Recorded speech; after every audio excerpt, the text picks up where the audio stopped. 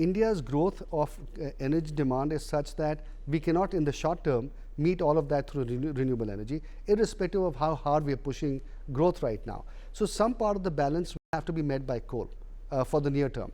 But I think by 2035 or so, I think we'll reach a level of renewables addition where we won't actually need coal, and we can then start replacing coal.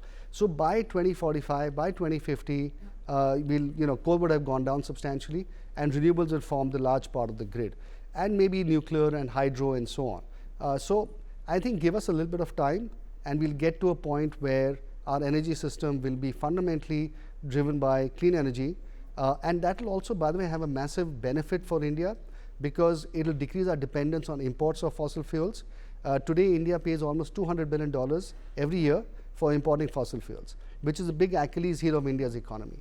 Now, all of that will get addressed, and I think the government recognizes that, and Prime Minister Modi has been pushing forward the whole issue of energy independence through renewables very substantially. So, Sumant, you start ReNew in 2011. I imagine there are many ups and downs. First of all, how difficult was it to convince that the future for Indian energy was green?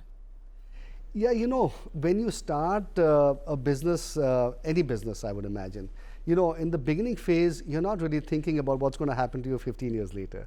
You're thinking about what might happen to you 15 days later. And so the challenges are very immediate. And so when I started, my intention was to just set up a reasonable business and then grow it depending on how things would evolve. So I would say for the first 2-3 years, we were just looking to try to prove the fact that as a company we could actually get projects executed, that we could raise capital for it, and those kinds of things.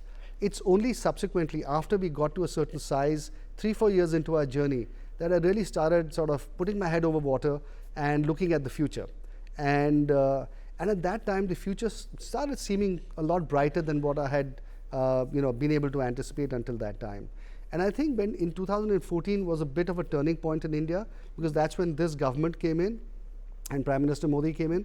And I think he totally changed the entire thinking around climate change in India and went from a defensive posture to a much more, I think, open, positive view on how to deal with climate change, and totally resized the targets on renewables. And that really what has allowed us to grow substantially.